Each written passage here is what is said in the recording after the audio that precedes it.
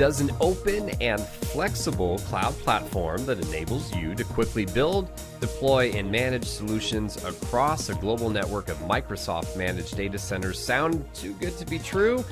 Well, it's not. It is here today. I want to introduce you to Microsoft Azure. Hey there, everyone. James Hilliard here on our podcast. Pleased to have Patrick Renzi with us, Microsoft Product Development Specialist with PC Connection.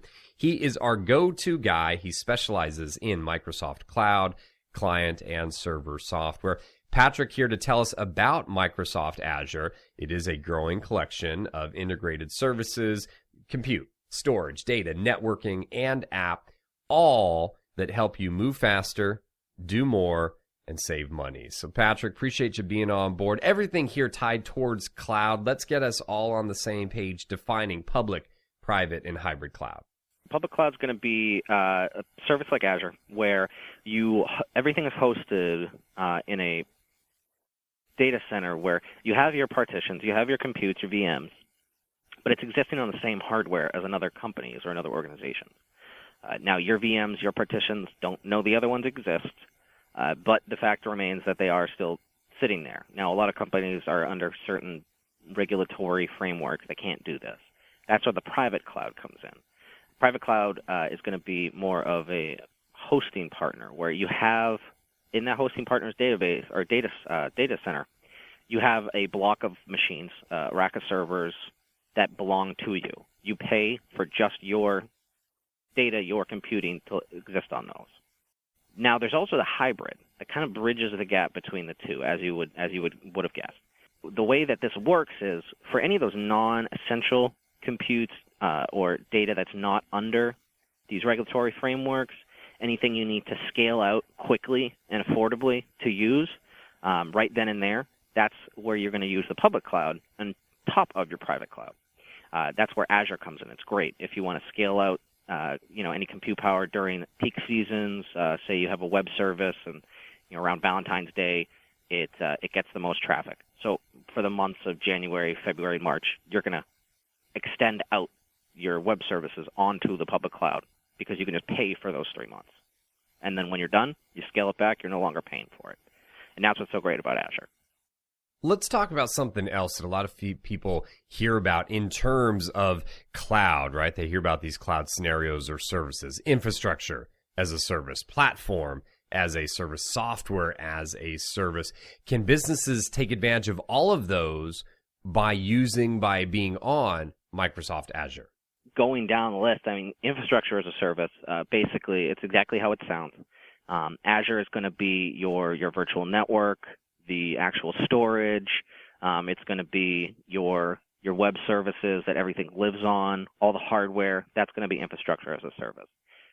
Then there's platform as a service, where when you're standing up, say, like a website or a new VM on Ubuntu, on Windows Server, so that you can deploy applications, so that you can deploy anything you've been developing in Visual Studio. You actually get credits with MSDN to do this deployment.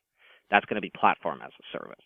The last piece is software as a service. And where Azure really comes into this is backing up cloud identity for software as a service like Yammer and Office 365, where Microsoft is packaging everything and just presenting it to you through kind of a home page that you edit everything from. But you're not intimately touching the actual back-end infrastructure to the software.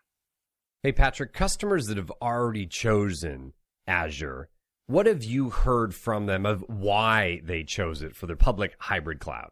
Azure is great. Biggest pieces of Azure, hosting new applications when you're developing and you need to deploy quickly.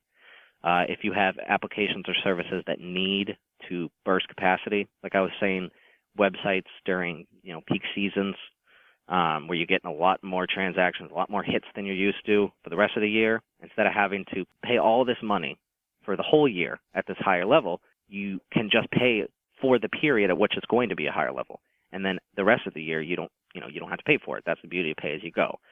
There's also hosting new applications, extending your SQL and Oracle databases. So if you need to scale out database compute power and database size, right there, these are platforms that you can stand up within Azure instantly, and from your on-premise can just shoot the data up. Ease of use is one of the things I'm hearing from you that others are choosing for. That being said, there's still lots of choices to be made. There are a lot of organizations that need help moving through this process, and ultimately there's a big team of Microsoft experts at PC Connection that can help. Definitely. I'm a member of that team, and the good thing about the Microsoft practice is it's so strong. We have so many members of it, and we're adding people as we speak, that you just got to get in touch with your account manager, tell them what you need to talk about, and they'll get you in touch with us with the right level of expertise, the right level of service, depending on exactly what you need to talk about. Hey, Patrick, great place for us to wrap things up. Do appreciate your time today. And folks, if you want to learn more about the products and services that can help you select and deploy any of the Microsoft products, turn to PC Connection. We'll help you optimize your infrastructure with the right software solution for your organization with a full range of services and support. You can learn more at pcconnection.com, or you can call 1-800-800-0014. If you'd like to send us an email, you can do so as well. That is connect@pcconnection.com. With that, we'll wrap things up. Once again, my name is James Hilliard. Thanks for joining us on this episode of Connection Point.